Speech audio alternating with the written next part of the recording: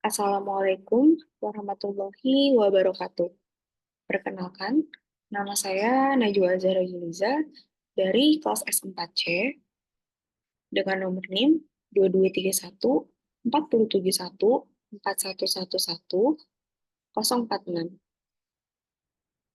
Pada kesempatan kali ini, saya akan memaparkan materi mengenai konsep dan penerapan teknik negosiasi dan lobby dalam penyelesaian konflik agama untuk membubuhi ujian akhir semester mata kuliah Teknik Negosiasi dan Lobby.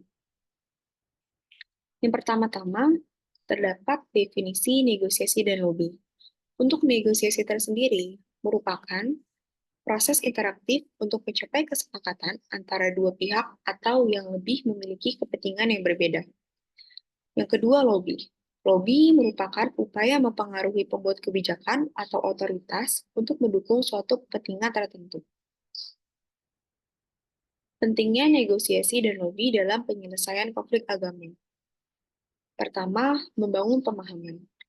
Negosiasi dan lobby memfasilitasi komunikasi yang lebih baik antara pihak-pihak yang berkonflik, sehingga mereka dapat saling memahami sudut pandang masing-masing. Yang kedua, mencari solusi bersama.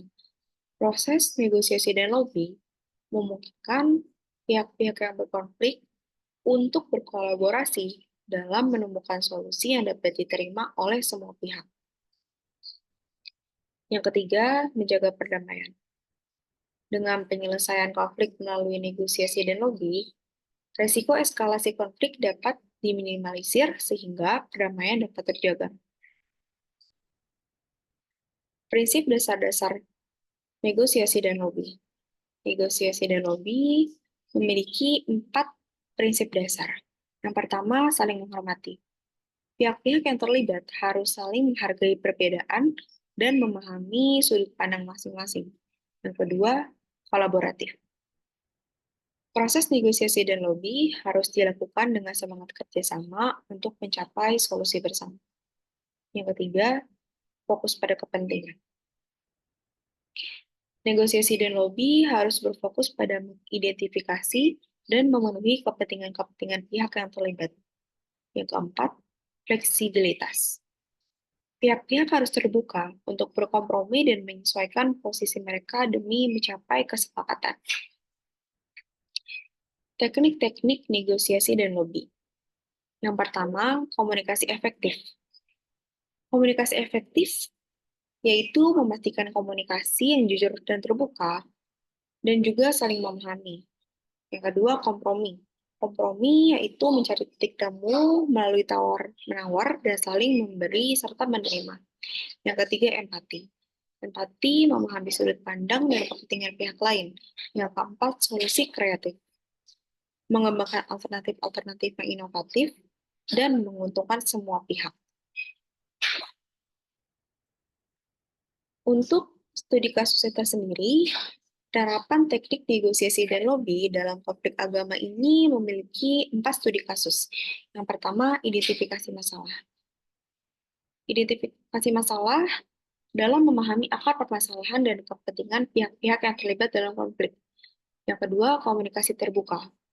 Komunikasi terbuka dalam memfasilitasi dialog yang konstruktif dan saling mendengarkan antara pihak-pihak yang berkonflik. Yang ketiga, tawar-menawar. Tawar-menawar dalam mencari titik temu melalui proses negosiasi dan kompromi yang saling menguntungkan. Dan yang keempat, implementasi solusi. Mengimplementasikan solusi dalam penerapan kesepakatan yang telah dicapai dan memantau pelaksanaannya. Lalu, terdapat tantangan dan hambatan dalam penerapan teknik negosiasi dan lobby. Yang pertama, perbedaan kepentingan. Pihak-pihak yang berkonflik mungkin memiliki kepentingan yang sulit untuk diselaraskan. Yang kedua, stereotip dan prasangka. Adanya stereotip dan prasangka buruk antara pihak-pihak yang terlibat dapat menghambat proses negosiasi dan lobby. Yang ketiga, kurangnya kepercayaan. Minimnya kepercayaan antara pihak-pihak yang terlibat dapat menyulitkan tercapainya kesepakatan. Lalu di sini, di slide terakhir, terdapat kesimpulan dan rekomendasi. Untuk kesimpulan tersendiri, Negosiasi dan lobby merupakan teknik penting dalam menyelesaikan konflik agama. Proses ini dapat membangun pemahaman, mencari solusi bersama, dan juga menjaga perdamaian. Dan yang kedua, rekomendasi. Untuk rekomendasi tersendiri, pihak-pihak yang terlibat dalam konflik agama perlu memiliki komitmen, kemampuan, dan juga dukungan untuk menerapkan teknik negosiasi dan lobby secara efektif. Baik, cukup sekian presentasi yang dapat saya sampaikan pada kesempatan kali ini. Kurang lebihnya mohon maaf. Wassalamualaikum warahmatullahi wabarakatuh.